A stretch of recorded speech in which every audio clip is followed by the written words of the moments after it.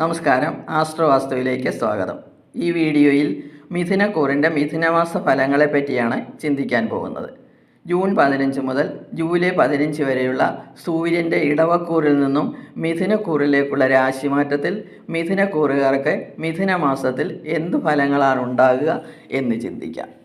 മിഥുനക്കൂറ് മകയിരമര, തിരുവാതിര, പുണർതം മുക്കാൽ ഇവ ചേർന്നതാണ് മിഥുനക്കൂറ്.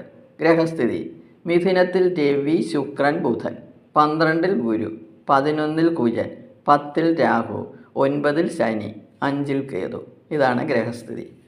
വിദ്യാകാരകനായ ബുധൻ്റെ രാശിയാണ് മിഥുനം. ബുധൻ ഭദ്രയോഗത്തോടുകൂടി മിഥുനത്തിൽ നിൽക്കുന്നു. രാശ്യാധിപൻ സ്വന്തം രാശിയിൽ ഭദ്രയോഗത്തോടുകൂടി സഞ്ചരിച്ചാൽ അധികാരമുള്ള പദവികളിൽ ഉയർന്നു വരും.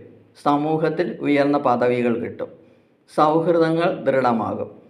ധനവർധന ഉണ്ടാകും. രവി ബുധ ശുക്രയോഗമാണ് ഇവിടെ സംഗമിക്കുന്നത്. 3 ഗ്രഹങ്ങൾ ചേർന്ന് ത്രിഗ്രഹയോഗം നിർമ്മിക്കുന്നു.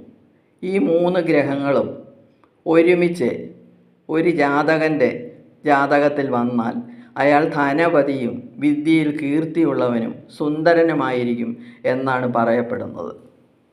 ജന്മത്തിൽ ബുധന് ബലമുണ്ടെങ്കിൽ നല്ല വിചാരങ്ങൾ മനസ്സിലുദിക്കും. മനസ്സിൽ ചാഞ്ചല്യം നിറഞ്ഞു നിൽക്കും. എഴുത്തുകുത്തുകൾ ശോഭിക്കും. എഴുത്തുകാർക്ക് എഴുതാൻ പറ്റിയ സമയമാണ്. കലാകാരന്മാർക്ക് പുരസ്കാരങ്ങൾ ലഭിക്കും. പ്രണയിനികൾക്കും പറ്റിയ സമയം. ബിസിനസ്സുകാർക്കും വിദ്യാർത്ഥികൾക്കും നല്ല നേട്ടങ്ങളുണ്ടാകും.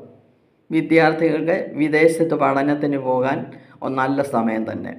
രവി ബുധൻ നിപുണ യോഗം ചെയ്താണ് ഭാവത്തിൽ നിൽക്കുന്നത്. ഇത് വിദ്യാർത്ഥികൾക്ക് വിജയങ്ങൾ നേടാൻ പറ്റും.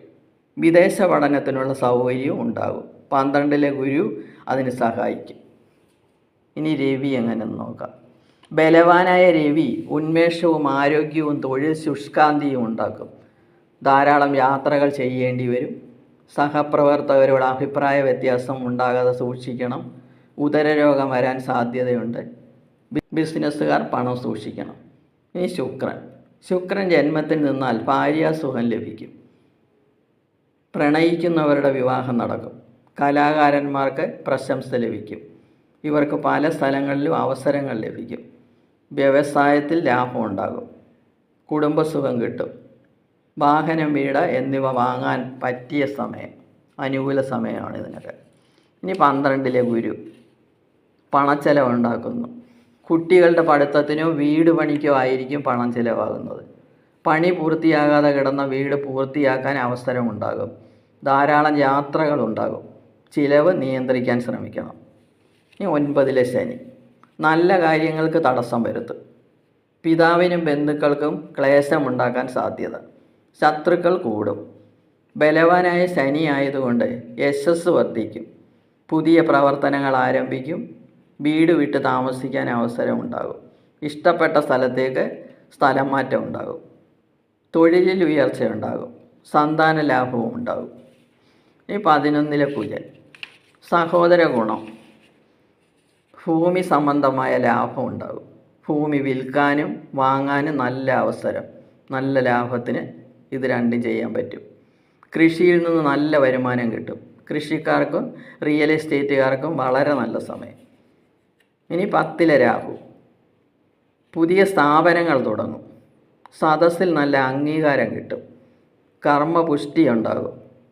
തൊഴിലില്ലാത്തവർക്ക് തൊഴിലവസരങ്ങൾ ഉണ്ടാകും. ഈ സമയത്ത് പൊതുവെ നല്ല സമയമാണ് മിഥുനക്കൂറുകാർക്ക്. ദോഷപരിഹാരത്തിനായി മഹാവിഷ്ണു ക്ഷേത്രത്തിൽ ദർശനം നടത്തണം.